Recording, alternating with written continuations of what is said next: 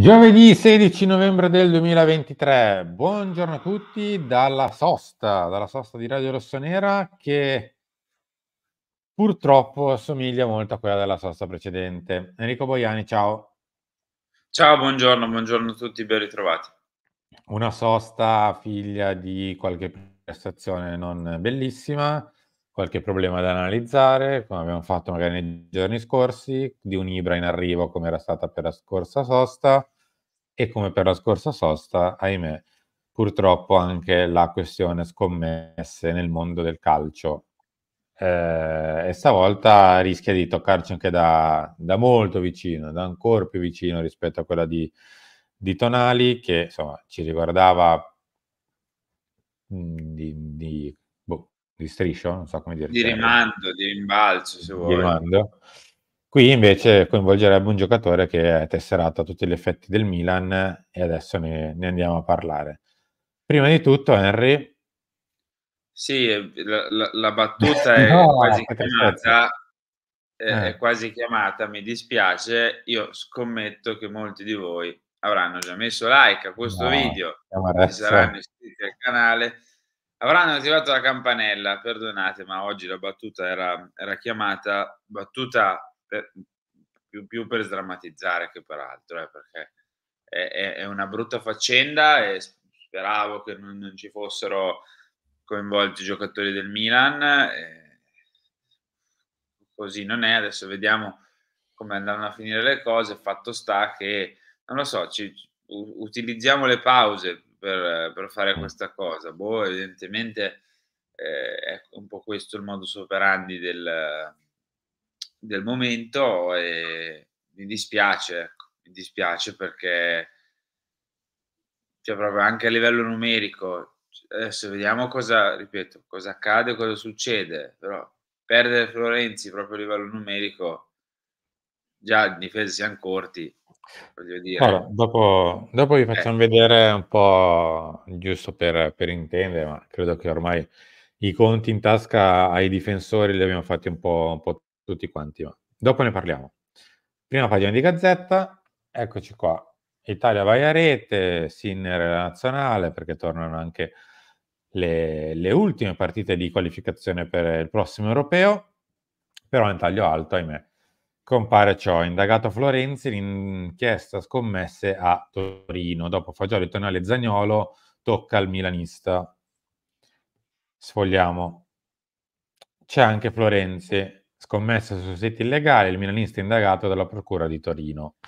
Il rossonero nei prossimi giorni sarà sentito dai PM, a livello penale rischia una multa, ma se ha giocato sul calcio scatta a quel punto la squalifica, come ormai purtroppo abbiamo imparato a conoscere. La vicenda è abbastanza chiara, insomma, se si tratta soltanto di scommesse su siti non propriamente legali, eccetera, insomma, lì la questione finisce in un altro filone, diciamo così. Se sì. invece si tratta anche di scommesse sul calcio, e a quel punto la squalifica è obbligatoria. Dopo vediamo l'incontro che avrà coi PM, se Florenzi andrà più verso una soluzione alla Tonali Fagioli oppure quella di Zaniolo, che rimane anche lui tra gli indagati, ma come avete visto ancora squalifiche non ne ha avute, anzi. Esatto, bisogna capire poi cosa succede, anche perché non dico che ci si era un pochino fermati con questa faccenda, però quasi. Io non so, Mm. ripeto, se sia voluto il fatto di attendere le pause delle nazionali per andare avanti, per non destabilizzare troppo magari e non influenzare troppo quello che è l'andamento della stagione. Non so se ci sia un ragionamento dietro o se sia solamente un caso. Mm. Fatto sta che sta accadendo questo, cioè sta accadendo che durante le pause alle nazionali escono nuovi nomi di questa inchiesta sul calcio scommesse su siti illegali. Mhmm, io sono più preoccupato, cioè ovviamente, come mi dispiace per Tonali, mi dispiace per Florenzi, ci mancherebbe altro. In questo momento sono più preoccupato per il Milan, cioè visto che è un giocatore del Milan.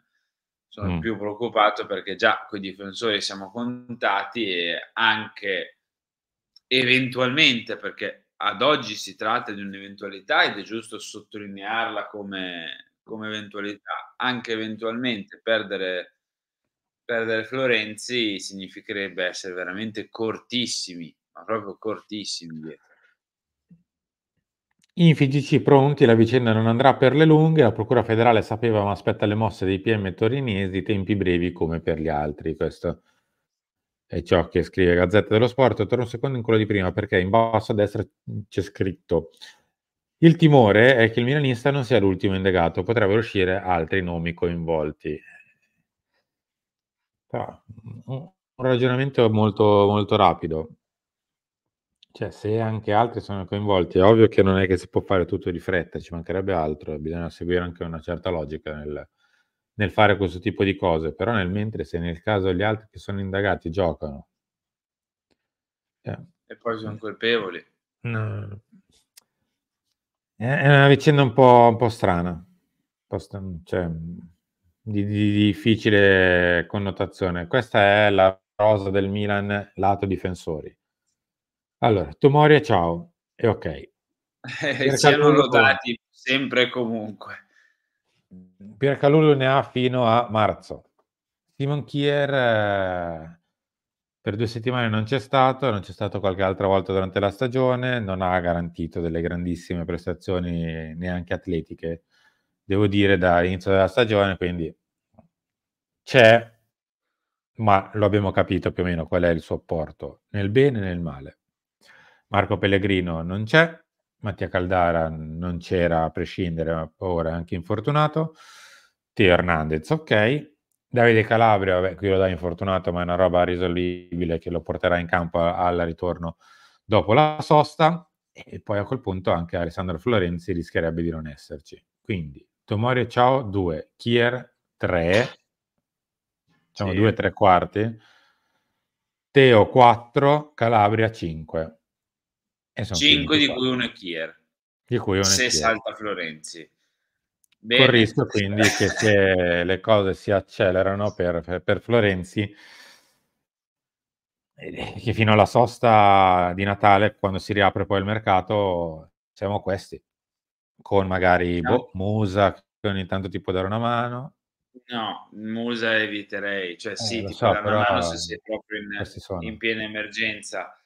Io farei il, il terzino sinistro, perché comunque siamo corti anche lì, e soprattutto perché Florenzi era anche il vice Teo, cioè in tutto Eh, ciò. Anzi, forse era diventato quasi più un vice Teo che altro. E poi, visto che il buon Posch dal Bologna ha detto che non starà una vita intera al Bologna e che ha bisogno di sfide nuove, prendo Posch che può fare sia il centrale che il terzino destro e mi metto al riparo. Ho detto Posch perché ieri ho letto questa, tra l'altro eravamo insieme quando l'ho letta, ho letto questa notizia lampo, nel senso prendo un difensore che faccia bene entrambi i ruoli, faccia bene sia il terzino che il centrale. Non sono tanti, per esempio uno era Pavard che era adattabile, malleabile a terzino e destro e centrale. Posch è un altro di questi e ieri ho letto proprio le sue dichiarazioni riguardo una sua possibile partenza. Tappi 2 buchi con una soluzione, perché prendi un giocatore che lo metti terzino e il rendimento c'è, lo metti centrale e il rendimento c'è. E quindi quel jolly lì, tra virgolette, più Miranda, ti metti al riparo un pochino, eventualmente per il mercato di gennaio, anche perché magari Kier torna utilizzabile e inizia ad avere quindi 4 centrali, 2 terzini, contando quello che fa il jolly, e 2 terzini di là. È già no, un ma pochino più fattibile. da gennaio col mercato che si riapre poi puoi fare più considerazioni, cioè ne puoi prendere 1, 2, Eh. capire se c'è qualche primavera che ti può dare una mano. Esatto, puoi Il far problema è Simic. questo, Henry. in maniera E più... se la questione Florenzi va veloce come quella, ad esempio, di Tonali o di Fagioli, che nel giro di 2 settimane hanno, tra virgolette, sistemato la loro posizione patteggiando, però prendendo la squalifica. Adesso non so Milan-Fiorentina, però poi ci sono Milan-Borussia, Milan-Frosinone, Atalanta-Milan, Newcastle-Milan, Tu Milan-Monza, dici, il vero problema non è tanto Salernitana-Manchester. dopo, ma è adesso, da qui alla fine di dicembre, di fatto. Sono 8-9 partite che bisogna stringere i denti con quelli che in questo momento siamo, tra infortuni e compagnia. E non sono pochissime, soprattutto perché ci giochiamo la Champions e ci giochiamo il rimanere aggrappati alle posizioni di vertice. Per forza Bisogna di veramente cose, fare una sorta di, cioè, non so, spirito di gruppo, chiamiamolo così. sì, e non, cioè, nel senso, altra cosa che aggiungo, per forza di cose dovranno sedere dei primavera, cioè è forzata la questione, anche perché tu non, penso che tu vada nel mercato degli svincolati il 16 novembre, ma anche perché anche No, legalmente credo che non possono firmare no, ma contratti per, poi non esistono. E poi perché comunque hai dei giocatori giovani e piuttosto fai salire loro, fai giocare loro e sarai costretto a farlo, ti dico, anche per necessità, perché ripeto, rischiano di essere 4 più 1 a mezzo servizio. salirà Alex Jimenez, Saliranno Jimenez, Simic quasi sicuramente, Bartesaghi ehm rimarrà in pianta stabile, anche se Bartesaghi rimane una sorta di "punto fermo" tra virgolette, mh, anche se forse Jimenez e Simic sono addirittura più pronti di lui. Ehm, e poi non e so basta. Bacune, però forse Bacuna, ecco. Bacune, Però Bacuna conta che è anche un anno più giovane, è strutturato, fisicato, è un buon giocatore, esatto. però è un anno più giovane Magari si vuole ancora un po' rispetto agli altri. aspettare con lui. Vediamo dai, vediamo. Vabbè, faremo di necessità virtù, Sì, qualcosa faremo. In tutto ciò, ieri si è riaffacciato in campo lui, incredibile. Isma Bennacer, che ha fatto parte della seduta, in realtà la parte più basica, cioè il torello, però già fare il torello vuol dire che ti danno la possibilità di fare cambi di direzione, di toccare la palla, andare a contatto con un altro giocatore, quindi insomma non sei completamente lontano da quello che può essere un tuo ritorno, ecco, non sei No, ma mesi lontano. Isma ha sempre detto che comunque ha fatto piccoli grandi passi, che voleva Mh-mh. dare tutto, che voleva far tutto quello che serviva per rientrare il prima possibile.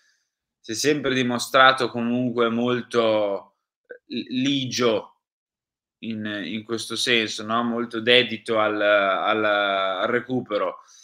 E magari questa cosa qua lo ha portato a recuperare, che ne so, con un paio di settimane prima, 3 settimane prima, no, noi dicevamo: "Tornerà per fine anno, magari gennaio, tra Coppa d'Africa, se ci va e tutto, febbraio".